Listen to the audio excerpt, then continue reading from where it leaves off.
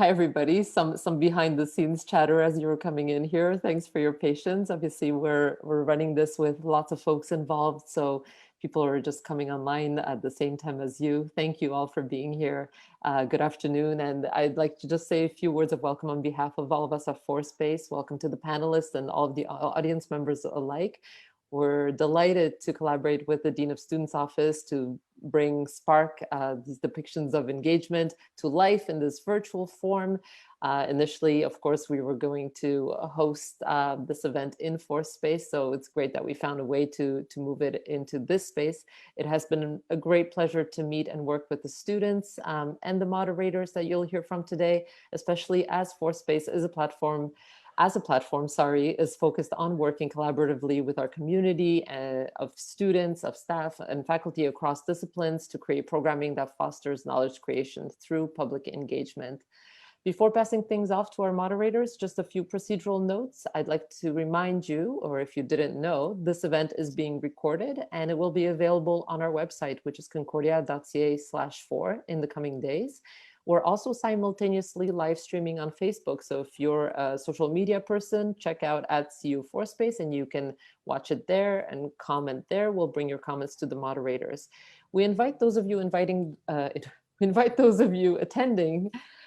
the webinar proper to use the chat for any comments that you have throughout as we begin the presentations and the conversations.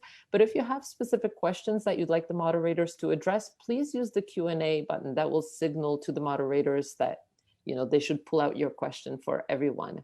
And on that note, it is now my great pleasure to pass it over to Alex, Johnny, and Josie. Thanks very much.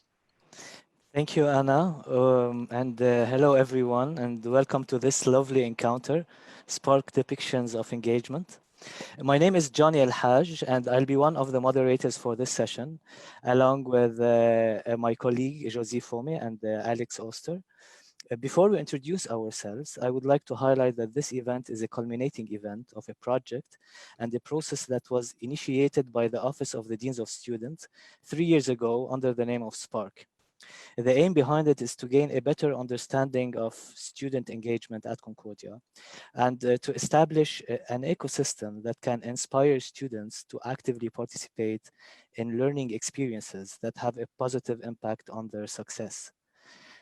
Now, there are many definitions for student engagement in literature, but a simplified definition of the term to contextualize our discussion for this session would define student engagement as the time and effort invested by students in learning experiences that contribute positively towards their success, where success is relatively and personally defined.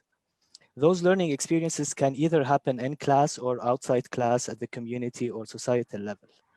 You can know more about Spark as an initiative by visiting the website concordia.ca/students/engagement. I'm going to include this link in the chat as well. Also, I would like to share that the key person behind leading Spark during these years is Alex Oster, at the Dean of Students, who has put a lot of passion and dedication into framing and spreading Spark on campus and beyond. Alex is with us here today and will be contributing like everyone else to the discussion. Alex, would you like to say a couple of words here? Sure, thanks, Johnny. I'd just like to share perhaps that the guiding pillars or the guiding principles behind this are very much the Dean of Students pillars. So all of our work is informed by these 3 pillars that we're all in it together. I think we've seen this more and more since obviously the coronavirus pandemic has put us all in the same boat. We also talk a lot about process. So how we do something is as important as what we do. And we take that to heart. So any of the questions that we see here, we'll definitely be reading. Our moderators thought long and hard about questions we can ask as well to inform our discussion. But I really encourage you to use the chat function, and we do take it to heart, and that we're all in it together. We're really here in one community, staff, faculty, and students, and community members. And so really, I'm excited for this event, and I'll pass it back to Johnny and Thank you, Alex. I would also like to highlight that we are delighted to have among our attendees today some colleagues from senior administration, President and Vice Chancellor Dr. Graham Carr, and our Dean as well, Dean of Students, who will be joining the conversation. We are very happy that you are joining the discussion. The goal behind the project Depictions of Engagement is to provide a space for students to demonstrate through their artwork how and why they engage on campus, inside and outside the classroom, and to have an engaging discussion around the artwork shared. I will take a minute to introduce myself here. My name is Johnny El-Haj, and I'm a graduate student at the Department of Education Studies at Concordia. I'm a multidisciplinary artist and a community organizer, and my research focuses on constructing alternative spaces of representations for minority groups that emerge on the side or in contrast to the dominant culture in heterogeneous societies. In 2018, I co-founded with 10 other Arab artists a collective called Abjad House that nurtures Arab art in Canada in its diverse forms, and it works to empower the people who create and spread to express themselves in their own voices and from their own social positions. I'm also going to include a link for Abjad House here. Okay, I did it wrong. So that those who are interested can follow. And I think now is the time to give the floor to my colleague and co-moderator, Josie Fome. Thank you, Johnny. Hello, everyone. My name is Josie Fome, and I am the host of Filling the Void with Josie, a podcast that started during quarantine and provides space for university graduates to reflect on their university experiences and discuss how they have been navigating life post-grad. Through anecdotes, tips, and tricks, I aim to show my audience that education is a right and there is no one way to success. With each episode, we're filling the void together. I graduated from Concordia in 2017 and 2018, talk about overachiever, with a BA in Communication Studies and a graduate diploma in journalism, respectively. While at Concordia, I participated in Alternative Spring Break, I became implicated in various associations, and became one of the faces of the school. Seriously, you'll find my face on Concordia's website when you least expect it. Check it out. I am excited to moderate this discussion alongside Johnny about engagement on campus, especially in light of our new reality. I believe it to be a necessary conversation, and I'm looking forward to seeing how it's going to grow and the solutions that we hope to implement. Without further ado, we're going to start off with the current general coordinator of the Concordia Student Union, Isaiah Joyner. Isaiah will be sharing 2 poems with us about home and what he considers to be his special place. Isaiah? Thank you, Jose, Johnny, and Alex. So I'm going to start with the poem called A Home. So I never used to stay in my home. And when I was young, I was never alone. I even used to go to school, and all the kids thought it was cool. I used to play in the park, and I'd always stay until it was dark. When I was young, I always slept in a bed right next to my best friend's head. We used to spend a lot of time together, and it seemed like we'd be best friends forever. In the beginning, we were friends, but it seems that friendship had come to its end. Now I'm all alone, stuck inside my dark home. It's been a year since my owner put me in here. I just wish I could see some light, but instead I am stuck in what seems to be an everlasting night. All I do is sit here and cry and ask myself the question why. Then I realize I did nothing wrong, and all I wanted to do was make him strong. In return for all my help, he puts me in this dark place, just so his friends cannot see my face. I'm all alone, stuck inside this dark place I must call a home. Another month goes by, and I feel like I'm gonna die. My stuffing is falling out, and it just makes me want to shout. I'm feeling a lot of physical and emotional pain that is racing through my brain, making me feel like I'm going insane. But at that moment, I see a bright light that cuts through that everlasting night. Then a hand reaches and takes me out of my dark home, then places me in the arms of a little girl who says to me, "Mr. Bear, you'll never be alone." Now take from this story what you will. But always remember, a home is not a home if you're all alone. So I guess just a little bit about that. It might have sounded very depressing. For those of you wondering, it is a little teddy bear who's been put away into like a dark chest. But like, I wanted to share this one with you guys because quarantine has really put us all in some dark places. And so whether it is, if anything that you're going to learn from this COVID situation is that you can't bear with all these problems alone. You can't take it all by yourself. You need, whether it be physically with your loved ones who you share the house with, or virtually with the ones who you talk to on a regular basis, you need to make sure that you're not alone. And so I'm just going to transition into the second one.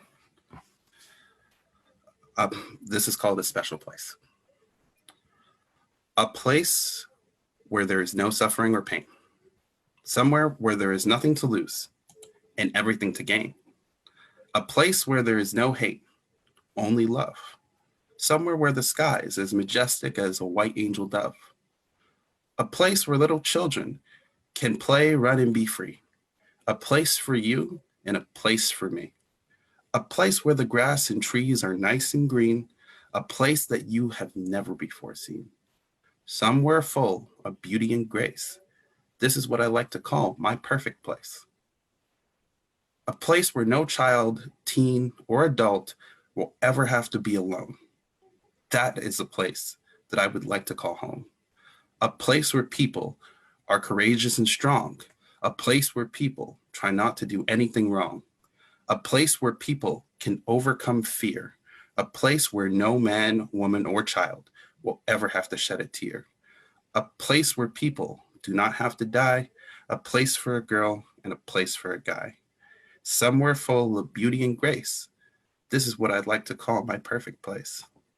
A place where people always do their best to share. A place where people are full of love and care. A place where everyone has the opportunity to learn how to read and write. A place where there's always a calm and peaceful night. A place where dreams can really come true. A place for me and a place for you. A place where there is no need for a war or a fight. A place where people can stand up for what is right. Somewhere full of beauty and grace. This is what I like to call my perfect place. A place where love is always pure. A place where for every disease there is a cure. A place where pollution does not exist. A place where people do not solve problems with their fist. A place where people are not judged on how they are, or how they look, or being who they are. A place where being kind can take you far. A place where everyone has nice, clean water to drink. A place where people can truly express what they think. Somewhere full of beauty and grace. This is what I'd like to call my perfect place. Although I would love to be in my perfect place, I'd rather live my life because this is my special place. Because here I have my family and friends who are there for me during the chapters of my life, from beginnings to ends. This is a place where my loved ones who are gone still live on in my heart. This is a place where I can express my feelings into poem, which is my form of art. So in a way, my life is my perfect and special place, because even with a lack of perfection, I can still have a smile on my face. Somewhere full of beauty and grace, I'm proud to say that my life is my perfect and special place. Yeah. So yeah, that's the end. Thank you, Isaiah. That was beautiful. You can see the comments and people just resonating with a lot of the things that you've said.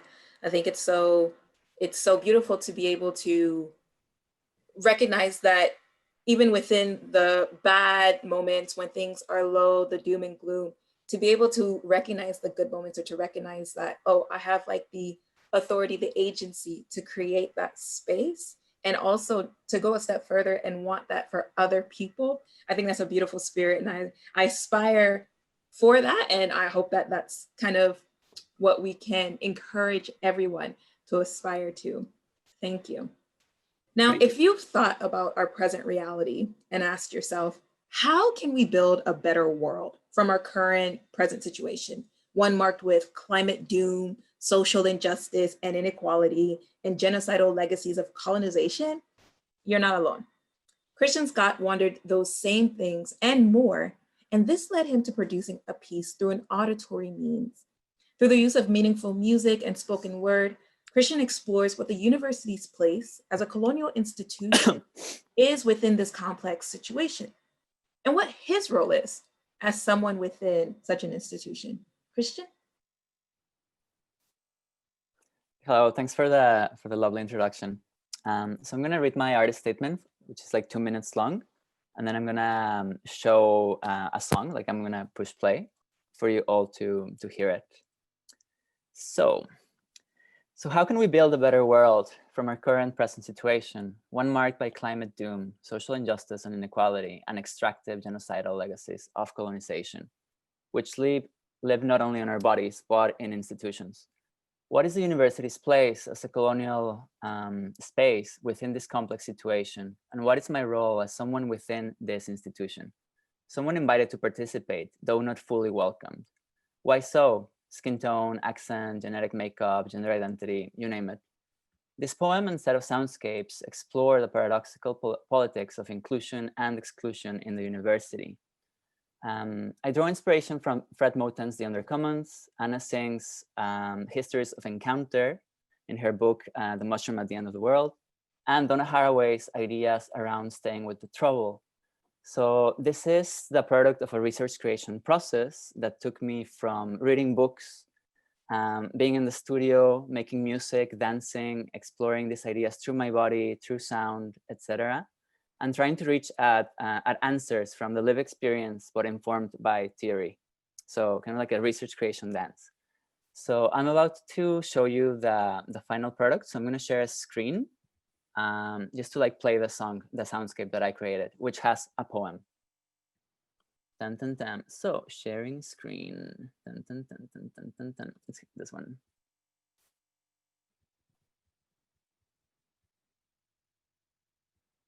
So give me 1 second.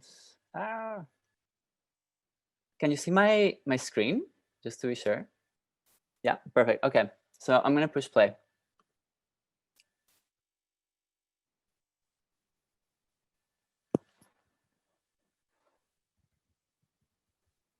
Christian, Yeah. we can't hear the sound. Do you want to? Oh no. Oh. I think you'll have to take your headphones out, or when you share the, or perhaps Christian, sorry, when you share the screen, hit the setting to share the sound. Let's just retry that. No problem. Take your time. It's okay. It's all good. It's all good. We'll keep you company here. So just go back to your share screen, and there's an option there to activate the sound. Thank you very much. Okay, so I'm gonna push play. Let me know if this time it sounds. Take care.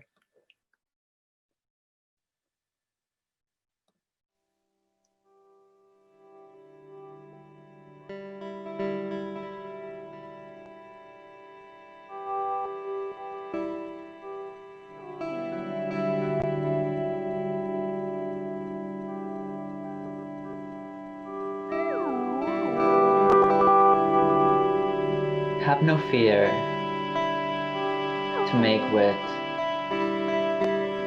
a simple oasis of air, clouds, dreams.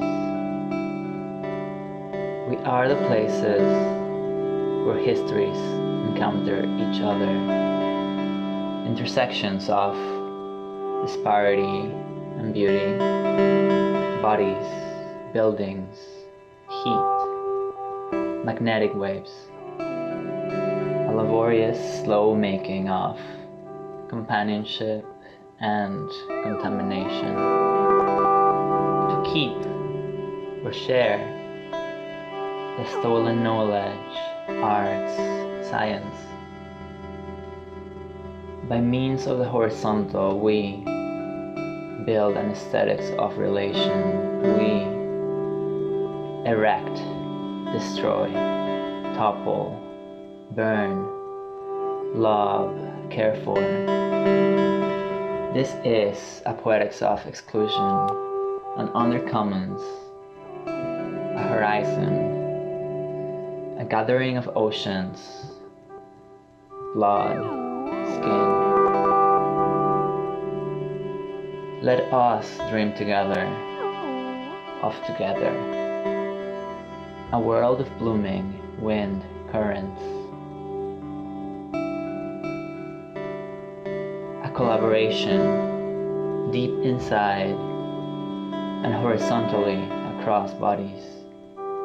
Remember the ways to heal, to live and die, to cope, breathe and connect on this planet with this planet, and to riot in chorus and search again, to be off, with, within, and under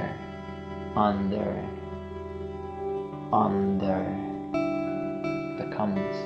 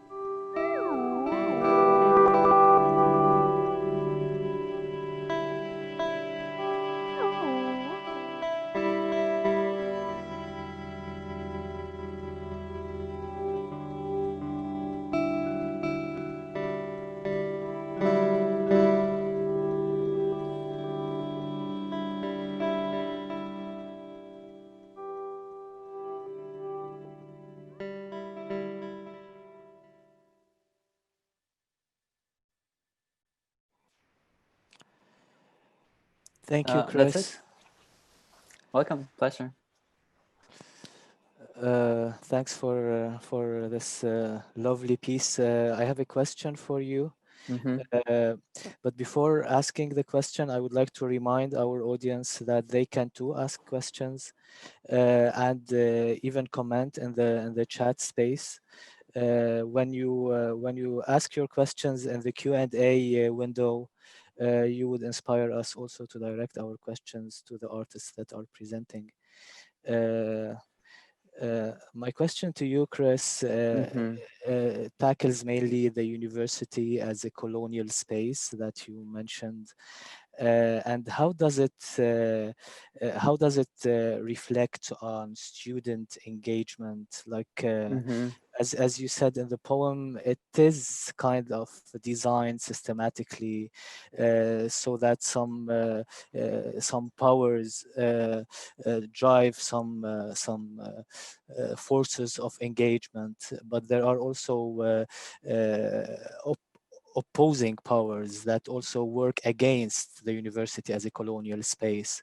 So where does engagement stand in between, and how does it impact, or what are the implications of that on student life? Thanks for the great question. It has so many elements. So the way I see it is that you know, since we're small and little, we are institutionalized, right? Like we learn how to do things, what research counts, what doesn't count as research. And then we come with all of this baggage in the university. And even though it's like a very strict, rigid structure, some universities more than others, of course, we're still changing it. Like I see a lot of collaboration. I think engagement begins in those spaces in which people are starting to collaborate, to like work in interdisciplinary ways, to start destroying those hierarchies of power of like, oh, I might be, you know, like a PhD student, but also an undergrad is saying like incredible, terrific things, and I shut up and listen. Or professors that also can treat others with humanity, you know, not only with like a power differential. I see that happening more and more in like research clusters, in spaces that are starting to see how research is not only, you know, like text-based in a white pedestal, but also like a way of relation, a way of understanding the world and others. Especially during COVID, no? Like now we have lost all those like networks of support that were contained in space. And now all that is bare is like the connections, well, the absence of connection. So now we're like projecting on that. And I feel that a lot of students, like, they might come with, you know, like ideas of, oh, I'm gonna participate in this campaign or be part of this student club or initiative. But there are also other ways of being engaged beyond those spaces, but just by the way of being and knowing and relating. Ta-da. Thank you. Welcome. Christian, what is it about an auditory medium? So you use spoken word and music. What is it about that medium that you feel best expressed the message for this project?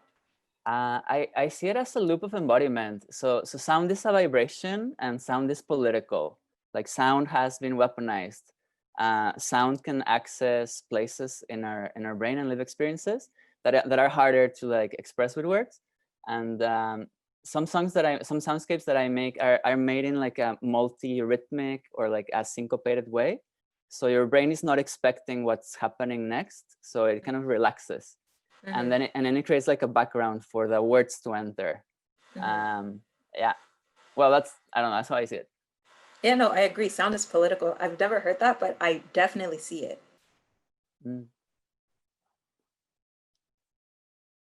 Oh yeah, I agree. Thanks, Christian. Now we are going to move to another artist with another artwork, Camina Harrison Cherry, and her art is. The project is called Beyond the Margin. Camina is a communication major, and she'll be presenting an interactive story, Camina's story, of how she would explore the matters that really interests her and how she tackles the responsibilities of representing voices from the margin in the classroom and beyond the classroom to reflect mainly diverse communities in Montreal. So her journey motivates her to create spaces on campus for dialogue and diversity and inclusivity. Camina, the floor is yours. Thank you. I couldn't say it better myself. It sounds great. So yeah, actually, so the project Beyond the Margins is a culmination of basically my 3 years that I've been at Concordia.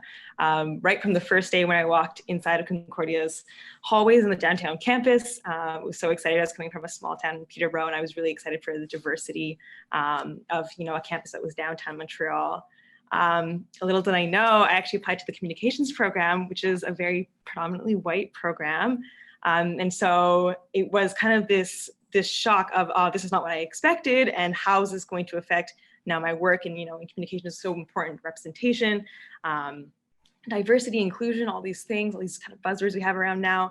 And I was like, how am I going to fit in this fabric now that I don't have kind of like my, you know, diverse peers or even diverse teachers for that effect? And my first year I ended up having solely white male teachers, and they were all fabulous and amazing, but it was like, how do I learn and create in a classroom where maybe the material doesn't reflect, you know, my experiences or my realities, and how can I have a dialogue with other students who maybe wouldn't understand kind of where I'm coming from and everything. And so this project was a culmination of various projects and kind of my experience through these past 3 years of how can we create spaces on campus that are more inclusive, that allow for this kind of dialogue, that allow, you know, for people to be able to express and exchange on certain matters. And so I'll share my screen right now so I can share you the actual presentation. Great. So as you see when you land, actually, so this is my first interactive game I've ever created, so please be kind.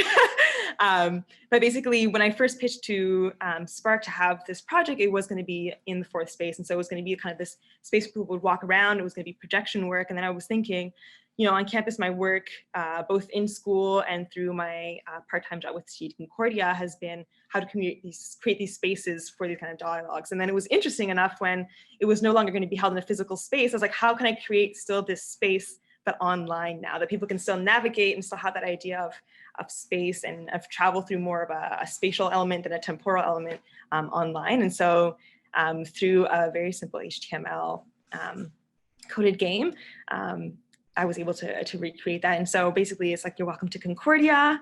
You can register for class. So all of them have different prompts, and they have like little, I guess, monologues of my experience, but also allow the viewer, the player, to choose kind of which area they'd like to visit. And so this is just touches on exactly my first year was like, joining Concordia and and seeing where would my place be in a predominantly white program. And so then again, the player gets to have a selection of choices of, these are the things that went through my head. Do I choose a teacher just because a teacher of color, even though the matter is not that important to me? That's not something, another student might go through. And so all these little questions I was wondering, like, how do I navigate these spaces? And so, for example, I took a class called Advertising the Consumer Culture. And I always gravitated towards classes where I could create something. So I think that's a great way to learn and, to be engaged instead of just writing a paper, which is still creating, but really had something hands-on. And so for this class, for example, I created a resource map of Concordia's sustainable resources on campus, both at Loyola and downtown. And so I kind of through this whole navigation of these spaces, the viewer can kind of see what are the opportunities to be engaged on campus, what are ways that we can create these spaces and discuss. And so I'll actually show you a little bit of the behind the scenes on how it actually looks like.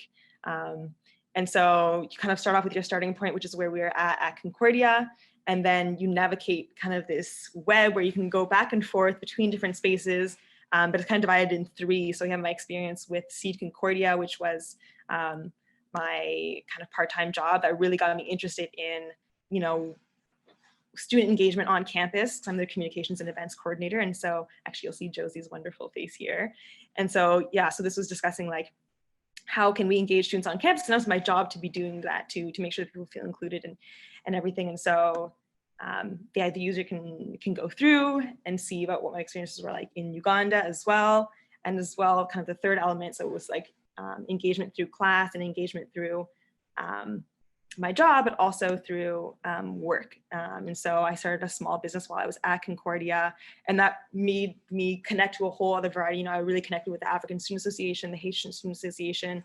And it was sometimes like just finding that thing that you're kind of yearning for at Concordia, and then seeing if that, if there's a community that connects to it. And so, I also partnered with the farmers market at Concordia. And so I think like wanting to have these spaces, you realize there are other people actually doing things, or other people who are also creating, as you can see, it loops around, so people kind of go everywhere.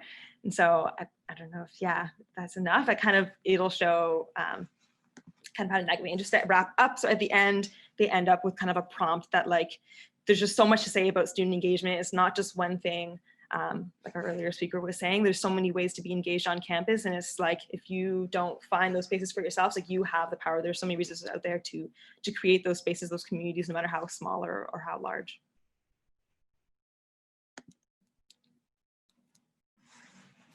Thank you, Camina. Wow, that's so beautiful. Yes, it was lovely to see my face there. We are colleagues. For people who don't know, we both work at Seed Concordia, a wonderful fee levy and nonprofit associated with the university. You alluded to this. Oh, before I actually continue, I want to let all the panelists know that there are some questions that are being asked directly to you. So check it out in the Q&A and respond in case we don't get to it in this kind of like live discussion. But back to you, Camina. You alluded to it a bit, but I would like for you to speak more on it. How do you engage on campus when you are navigating multiple identities? You mentioned a lot about there's the Haitian Student Association, the African Student Association, there's your side, there's your business, there's your involvement with the part-time job. So especially when you don't necessarily see one or all of these identities represented, how do you navigate that? Well, I think the key is when you're even, if this through a class or through a job or whatever it is, not everyone has that opportunity like we do at Seed, for example, to kind of create that community. I had the resources, like the funds for, building events that I thought could be beneficial to other students on campus. And so I think similar ways that student groups kind of come up, I guess, from, kind of a bottom up kind of movement. It's that connection of people. You find that one person in your class that you kind of connect with, that you have solidarity with, that you have some shared experiences with, and then it's like not being afraid to build on that and to create a larger space in that. I think that a lot of students kind of shy away from it because you're like, oh, I'm already doing so much with school. Like, how am I going to spend time, in an extracurricular or whatever it is, but it's really for me been a matter of combining them all. Like definitely, at Seed's events, I do things for Urban Rapper, and definitely at when I'm doing school projects, I try to tie things with other parts of my, job and everything as well. And so for me, it's just been like, the campus is huge. There's thousands of students. It's just a matter of connecting with those students or taking a class maybe you wouldn't have taken, or, a teacher that interests you and taking one of their classes. It's really having that curiosity, and the community will be there. Right. Okay. So curiosity, finding the people, taking the classes, and if you don't see it, create it. Exactly. I hear ya. My question, Camina, if you don't see it, create it. How empowering it is to create those spaces, those representing spaces that express your own voice, and what are we losing when the knowledge is not complete, and does not include this knowledge that is acquired from the margin and at the margin as well. So how empowering, and what are we losing if we do not include this knowledge from the margin? Yeah. Well, I feel like my smile tells it all. So very, very empowering. It's very exciting to see, projects that you've done or participated in or collaborated with, not even if you're just the sole creator behind it, kind of grow beyond yourself, and beyond what maybe your intentions or your vision was. I think it's incredibly empowering. And I think after you do one or two, it kind of builds that momentum, but before it becomes like, just a really community-based approach to just going through university in general, just like your perspective shifts completely.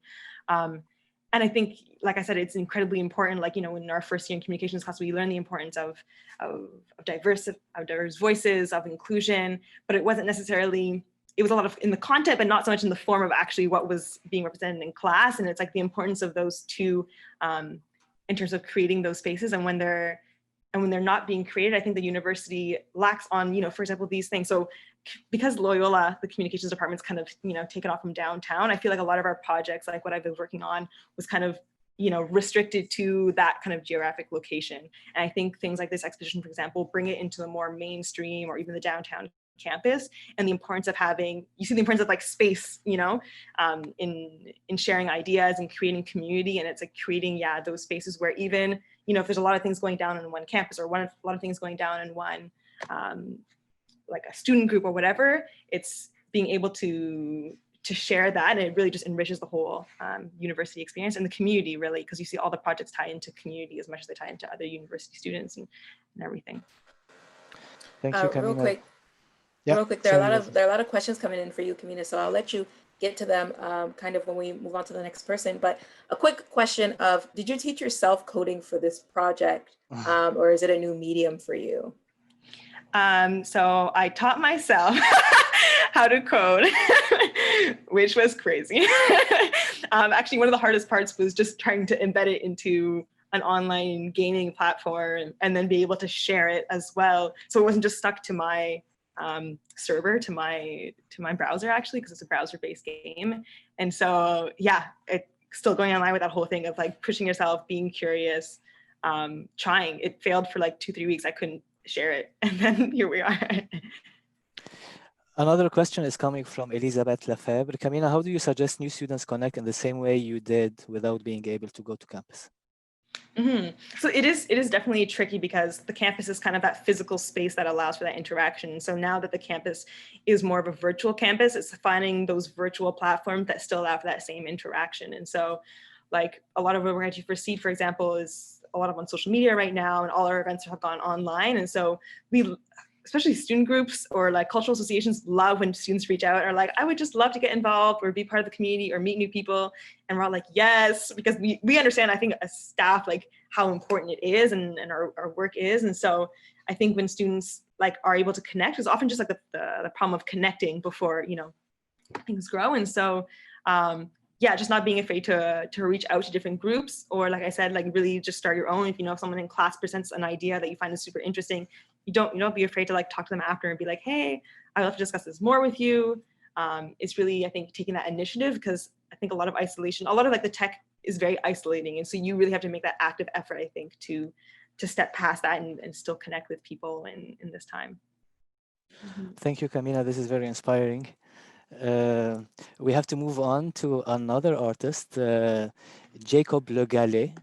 with his project Are You Being Heard? So Jacob is a visual artist based in Montreal. He completed his master's in art education at Concordia in 2018, and he has a BFA in art history also from Concordia, and DEC Studio Arts from Dawson College. He's currently pursuing a doctoral degree in art education at Concordia. And in his statement, he says he has a strong orientation towards education and research through the process of research creation. His artwork, teaching, and research practice seek to foster communities of collaborative engagement, collective teaching, and encouraging an understanding of multifaceted practices of art-based learning. Jacob? So Jacob unfortunately could not be here today, but he recorded his presentation, so I'll play it for everyone now.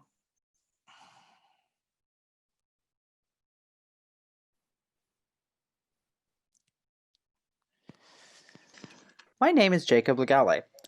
I'm a first-year PhD student in the Department of Art Education and a visual artist based here in Montreal. I have a strong orientation towards education and research through the process of research creation. My artwork, teaching, and research practice seek to foster communities of collaborative engagement, collective teaching, and to encourage an understanding of the multifaceted practices of arts-based learning. I believe strongly in taking a constructivist approach to education, based on the reciprocity of knowledge and information between teacher and learner, roles that I view as blurred and interchangeable. I believe learning is an inherently social process, in which all knowledge is acquired through social discourse and interaction, and always drawn from experience. I seek to move the process of education away from the transmission method, and towards situations where we learn together through discourse, experience, and most importantly, through making and collaborating. But that's enough about me. Are You Being Heard is a mixed media participatory installation artwork. This project constitutes a new creative work for me, conceived specifically for the SPARK Student Engagement Campaign's Depiction of Engagement project. As a participatory installation work, this project was conceived to rely on the willing participation of gallery visitors in order to become fully activated. By providing a framework of instructions and materials, this installation would have prompted gallery visitors to join in a collective discourse, embody their shared differing experiences of engagement as university co-learners, and encourage them to take positive social action both within and outside the university space. The installation was intended to invite gallery visitors to share experiences of engagement by writing anonymous responses to provided questions or prompts. Participants would have written their responses on a series of hand-cut blank paper tags, each with a color-coded ribbon corresponding to the question or prompt. For example, these questions would have included such things as: red, share a time when you felt heard or not heard. Yellow, how do you feel included or not included? Or blue, what adds value to your experience? Participant viewers would have had the option to respond to one or all of the questions or prompts. After writing their responses, participants would have tied their tags onto a structure intended as the main body of the installation, allowing other participant viewers to read their anonymous answers and inspire them to likewise share their own experiences. Here you can see a mock-up of how this may have looked when it was installed. The structure would have taken the form of a Tensegrity Prism. This term, coined by American architect Buckminster Fuller as a portmanteau of tension and integrity, describes three-dimensional self-stressing cable structures. Here you can see Fuller pictured with a fairly complex example. Mine would have looked something more like this, and would have been hand-assembled from dowels and rigid cording, and then suspended in the exhibition space. Suspending the prism would have created the illusion that the dowels are not supported by anything. As response tags accumulated on the prism structure, the installation would have formed an abstracted cloud of collaborative discourse of experience and engagement.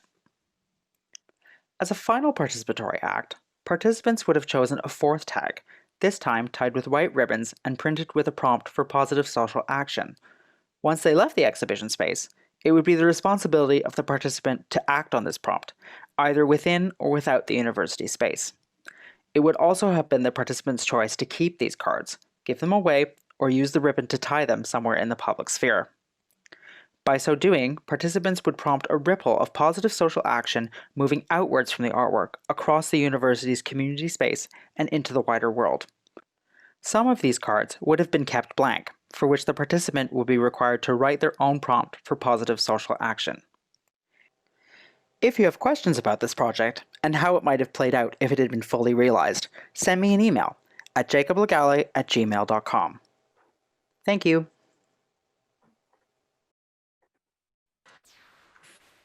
Speaking of being heard, this next project will explore what it's like to experience something as a collective, even while in isolation. When this pandemic started, there was so much confusion. It was difficult to figure out what to do, at least for me. I'm assuming for y'all as well. You either subscribe to being overly productive, baking all the recipes you could find online, sleeping for 12 hours consecutively, or not sleeping at all. And nothing really made the anxieties go away. Noticing this, Taylor Redham-Wu created By Yourself with Everyone, a website that acts as an archive of moments of joy during quarantine. Because even while the news was always doom and gloom, there were many moments of gratitude that sprung up. And the fact that we were all going through this together made the time all the more special. Taylor?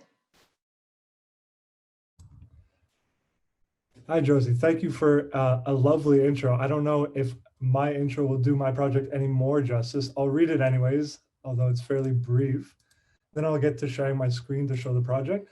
So By Yourself with Everyone is a collaborative and community-based project to bring people together and to put a smile on faces. In these trying times, any little moment of joy is invaluable.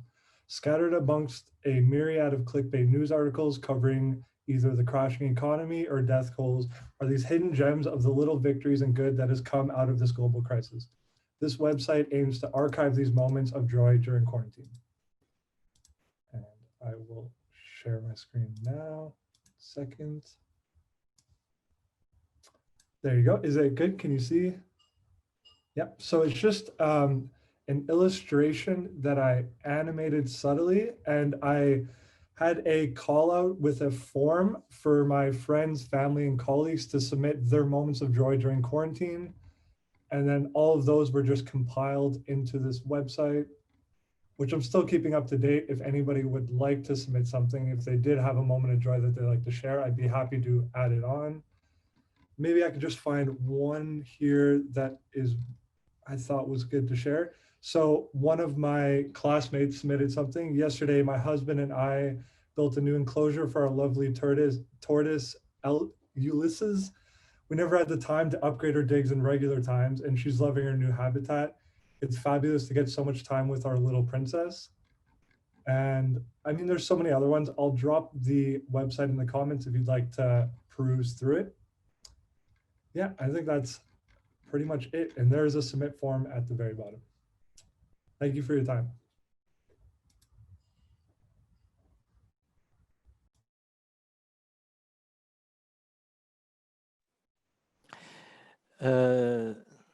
Thank you, Taylor. I have a question for you regarding engagement during the time of COVID, and how did it change the meaning of engagement? I'm sure that when we're physically present on campus, like engagement is much more easier and it has a different meaning. So the entire concept of engagement and the entire concept of education and learning is now changing, and it's taking a different form. How do you feel? The dynamics of engagement changes when you are forced to be separate? Right. So the dynamic of engagement definitely changed. I'm in the design program, and we rely heavily on like being in that physical space, as Camina was saying. That space is really important for. I mean, I'm sure not only my program but many others. So the activity of engagement is obviously adds a layer of difficulty when it's through a computer screen, whether it be through Zoom or any other conference platform. So for me, engagement has been like trying to find things that to do on Zoom or other platforms that don't necessarily relate to school, but I can still like, share, I guess, yeah, moments of joy and things that aren't curriculum based through a medium that is pretty rigid, I guess. And it's interesting, those moments of joy, because is there a space for enjoyment in these new forms of engagement? Yeah, I think there is definitely. I mean, like, during the first quarantine in March when everything shut down, it was a lot more chaotic and difficult. But now the second time around, I feel like people have had more time to adapt. So maybe finding these moments of joy is, I mean, maybe a little bit more fluid and easier to come by than it was the first time around. Yeah, Jacob, as we keep mentioning, at the beginning of the pandemic, there was just so much happening. It was overload of information. Everybody was plugged in, right? And as we started to come to terms with our reality and a lot of events, activities, etc., all moved online, they transitioned to an online platform. How did you find this experiment to be different from the plethora of online activities that were happening? The experiment being transitioning online. Yeah, by yourself with everyone and inviting people Right. to actually take note of their moments of joy. Right. So for me, it was nice to have something that was like it was a project for class. So it was nice to have in classroom to present it.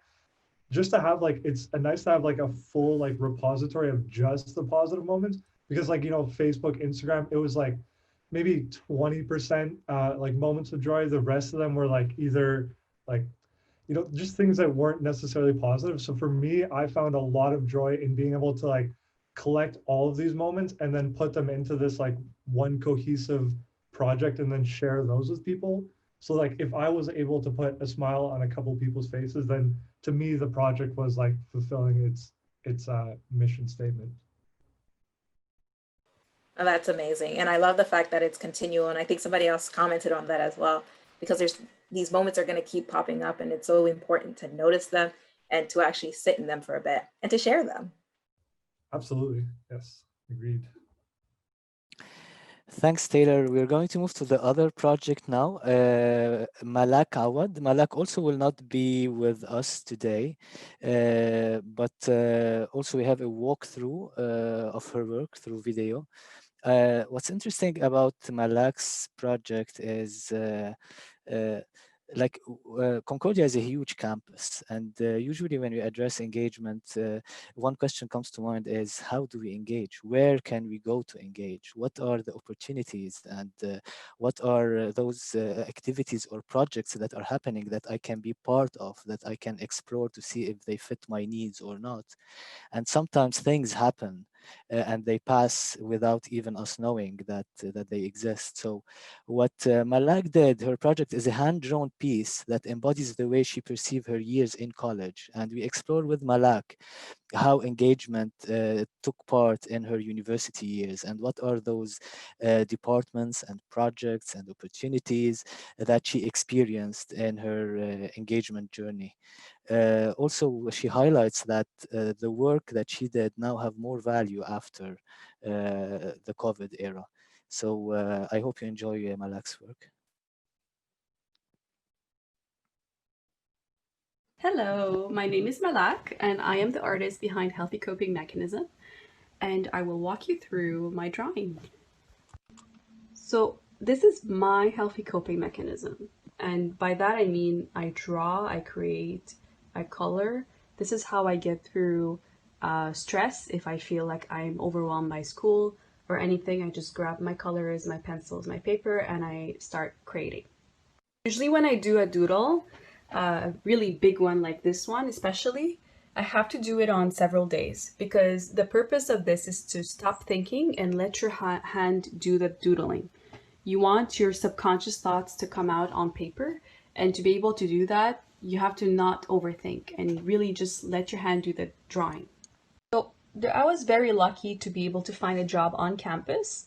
I was a receptionist at the Concordia Student Union, and this is represented by the phone wires you're gonna see all over the drawing. Basically, this job allowed me to meet so many amazing people and really truly be part of the community and understand how things work, and that the experience of all students is universal. We all go through the same things, and this job kind of helped me understand that. A little side note, I have Tim in my drawing right here. And Tim is basically my office plant, and he represents the friendships I made through this job at CSU reception. And next to Tim is the Concordia Student Nightline Moon. and People's Potato Potato. These are not their official logos, but I wanted to include them because I found that these group in particular were extremely important on campus, and they have changed my experience and the way I perceive the campus, basically. People's Potato actually goes in other areas also in the drawing, and I have their soup flowing from the sky because they're basically angels. Also have the soups flowing from the houses. This is a way to represent that they nurture our community and they bring life to our campus. I haven't done this myself, but I know students who were executive council members of the CSU. And this is not the only way actually to engage with the Concordia Student Union. You can definitely participate in clubs, you can have different initiatives you can be part of, but different groups that you can be involved with. And I think this is extremely empowering, and it makes us different from the other universities because we have this beautiful community that we nurture and we take care of. Here's another depiction of our community. And at the forefront is the greenhouses, because we care about composting at Concordia, and I find that completely amazing. Waste not, want not. Make sure to compost on campus if you have a chance to go back there. I usually like to keep my drawings a mystery and just let them be interpreted by whoever is looking at them. I like to have that open ending and open interpretation about my drawing. But I have one question for you. Can you tell me exactly where is Waldo?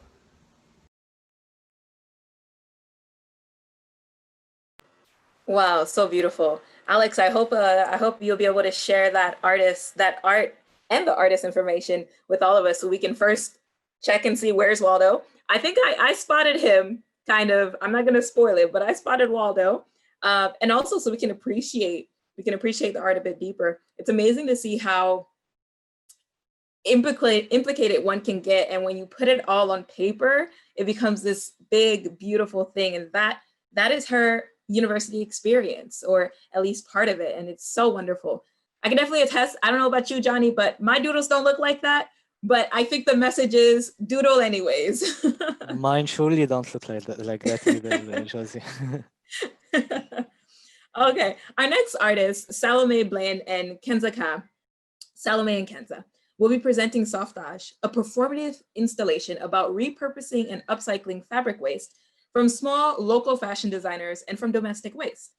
In a time where it's of the utmost importance to be mindful of the waste produced by major corporations and individuals, projects like these that bring attention to potential solutions are so necessary. These two artists met through their design program as well, and their lives have been weaved together ever since. Salome, Kenza? Hi, thank you for this beautiful introduction. I'm gonna present a little PowerPoint.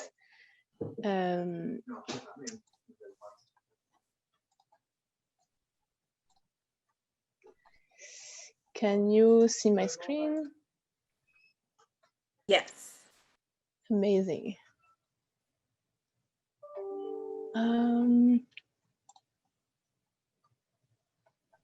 And is it presenting now?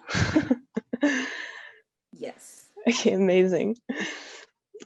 So as Josie mentioned, Kenza and I met through our design program, and we were both fascinated by it. We are still both fascinated by textile as a medium in general, but also very concerned to how much waste is created with this medium. And so we wanted to turn our design focus in studying how we can reduce waste in this medium of textile. So we created a first project, Quilted it's called, where we were looking at the issues of the waste that is produced in the clothing production. Actually, so there is 15% of waste that is created whenever clothing are made. These are the offcuts, basically. And so we wanted with this project to take this 15% of two designers in Montreal and to repurpose them into patchworks, a patchwork of offcuts, and to create bags, shirts, and pillowcases, 3 simple objects. And the next project that we did last year is a weaving project. So this we were looking at how we can use the technique of weaving as an alternative to present the direct elimination of textile waste and home waste. And we were looking at how we can propose a second life to specific kinds of waste with the technique of weaving. We were also wondering if we can create useful objects with this technique. And so these are leading projects that made us come up with Sauvetage, right? So with this project, we created a loom to do our weavings, and we built this loom so we could face each other to have discussions about how around waste and how we can reimagine how they are dealt with in our society. So our goal through these 2 projects and through the project Sauvetage was to get to tend toward like a zero waste practice, and it was our goal in Sauvetage, which I will let Kenza present. Yes. So Sauvetage is a clothing collection made out of scraps of fabric from 2 Montreal local designers. And so the main concept in this collection is to have one single zero waste pattern and to create out of it, depending on the dimensions, 1 t-shirt, a dress, and a jacket. So the idea is that we can use with one pattern we can make with one pattern several type of clothes. So our goal through this project was to show that we can actually make clothes by ourselves out of home wasted materials. So we created a tutorial to show people you don't need to be a fashion designer to create your own clothes, because we have in this video a step-by-step tutorial to show how to create these clothes. And our second goal is to show that we can find alternatives to fast fashion that is going on today. And it is possible to give a second life to unwanted textiles in our house. So if you want, we can put the link to the tutorial in the chat. If some of you are interested to take a look at it.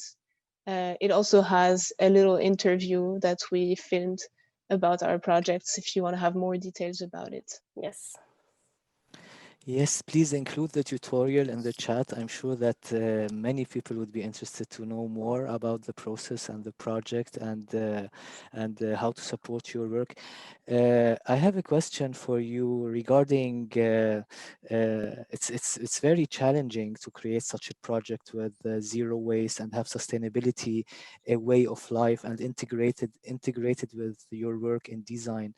My question is, how helpful was the Concordia ecosystem in providing opportunities for you and resources for you so that you can entangle your passion with your work to make an impact, a social impact, and something that you care for? So we were lucky to be in the design program and to have a space dedicated to people like us, because this was an independent study, and so we had a whole room where we had access to sewing machine and industrial machines, and so this was the main resource, like the room and the machines at Concordia. We also had really great mentors, professors. I cannot emphasize it more. First of all, they are the one also that inspired us into going into path like this, and who also helped us out to find out what kind of firms we could talk to, how we could find ways to make it as much zero waste as possible. They were here along the whole process of all the projects, from the beginning of our studies to the end. So we have a question. Someone is asking about the source of inspiration for your project. Was it a course project, or it came out as an initial initiative from yourself? Is it a passion that you have? What was the source of inspiration? I would have to say, first of all, we started with both of us, Kenza and I. We were both interested into textile design in general, but by the time we arrived in this last year, we were both interested into the technique of weaving, so that's how this first project came in. And Softage was the continuation, because with the weaving projects, we were not yet able to go fully zero waste. And so we wanted to, from scratch, create a clothing line with zero waste. So we wanted to kind of prove ourselves that it's possible, and show it as an example, and also learn along the process to see if what are the difficulties, and all that. Yeah. So it is not, if I can answer quick the question, it came through classes that inspired us, but the project, the weaving project, and the Softage projects were self-initiated through Concordia. We had the independent study space to create these projects. Wow, amazing. Both to you, Salome and Kenza. One final question, because you focus on textiles and fabric and weaving those together, but I'm curious to know, in your opinion, how do universities provide opportunities to weave lives together? Because you and Salome met through this program, and you're the only artist who actually presented a project that you worked on together. So can you speak a bit on that?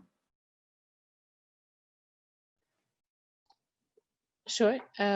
So something that we found that we did in our weaving project that I mentioned in our presentation is it was super important for us to create a medium to build together. So when we did our weaving project, we made sure we wanted to have this loom that would help us face each other, have conversations with each other, weave in front of each other, to create and build more connection. We were lucky enough to be roommates, so we were weaving at home together, and so that's how we created an amazing connection, and in addition of what we had already in the design program. And in I can speak for the design program, because that's where also we grew as students.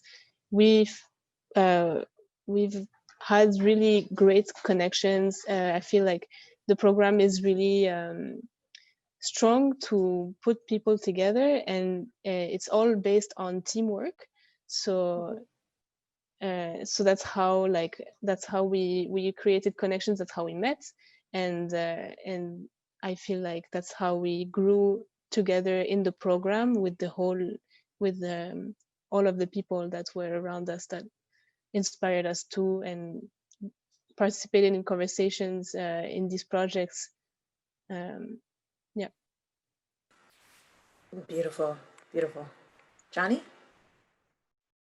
Yes, and I think with Salome and Kenza, we reached to the closing section of our session with a lot of inspiration from all the artists that presented. Before giving the floor to Alex to share with us some closing comments and what to come from Spark as a project, and then also Josie would like to have some closing remarks. I would like to say that it's been a pleasure to be part of this project and part of this discussion that's happening. Engagement discussion has been always taking place, and it will always continue. It will never stop. it will continue at every encounter at Concordia and at every encounter in one student life. This is an ongoing exploration on how we can create spaces where students experience learning in traditional and non-traditional ways, and where they have their spaces, where they frame spaces with care, support, and empowerment to find their purpose, their life purpose, where career is only one aspect of it. With that, I look forward to see what other forms of engagement will unfold in the future. And I give the floor now to Alex with his closing remarks. Well, thank you, Johnny. I'm blown away by the projects that all of you have brought forward today, even though I had seen them in their conceptual phases, and to see them brought to fruition, and especially given the physical and social distancing happening now, to be able to connect to your work and your experiences in your studies is very touching. I'll just touch briefly as well on this aspect of this, how this fits into the Spark project. As I said, this is, as Johnny mentioned at the beginning, this is really a culmination. We've been fortunate at the Dean of Students Office to work on this project for several years with incredible colleagues across the university, and an incredible group of students that we decided very early on, if we're going to talk about student engagement, it has to be student voice leading that conversation.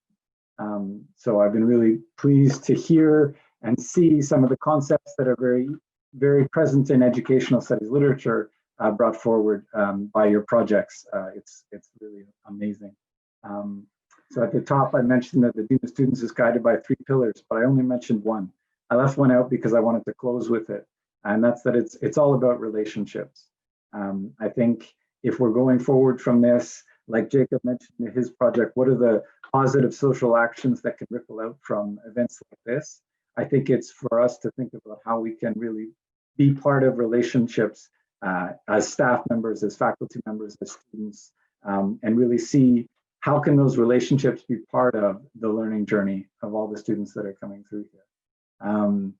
There's an old joke about Concordia in the pre-COVID time when a student comes for the first time onto our downtown campus, and they're looking around and they stop another community member and they say, "Where's Concordia?" And stop, well, this is the hall building, and that's the library building, and over there is the John Molson building. And I say, okay, but where's Concordia? It's not really a set of buildings, of course, it's a set of relationships. And I think that can only be more true as we are in this remote year that we're having. For follow-up, this is a recorded session, so this event will live on for those that were not able to join us today.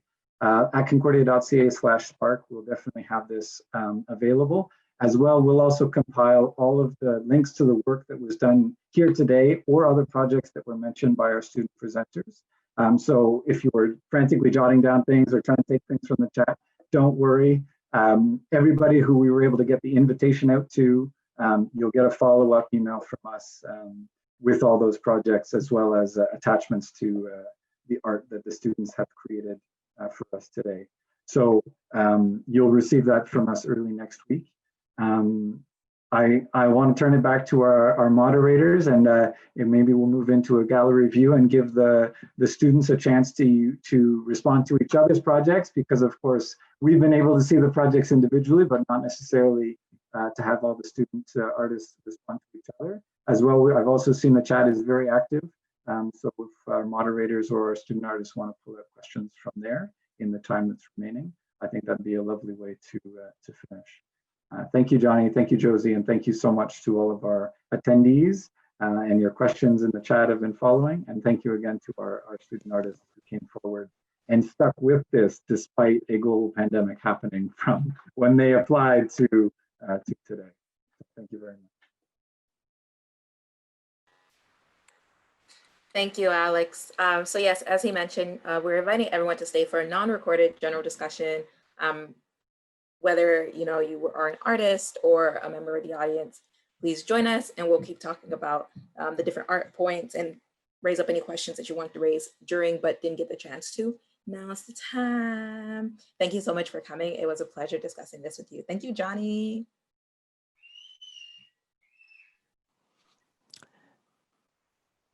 Thank you, Jose. It's a pleasure to be a part of what happened. And I think now the session will be open for discussion and reflection on each other's work.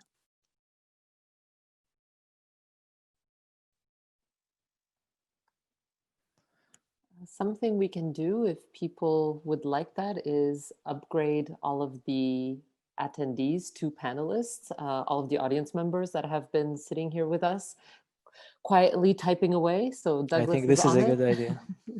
Okay, great.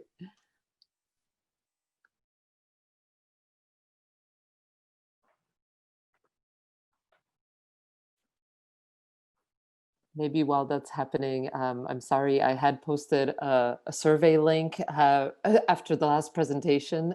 So I will repost that at the very end again. I just knew that we were losing some folks at 4:30.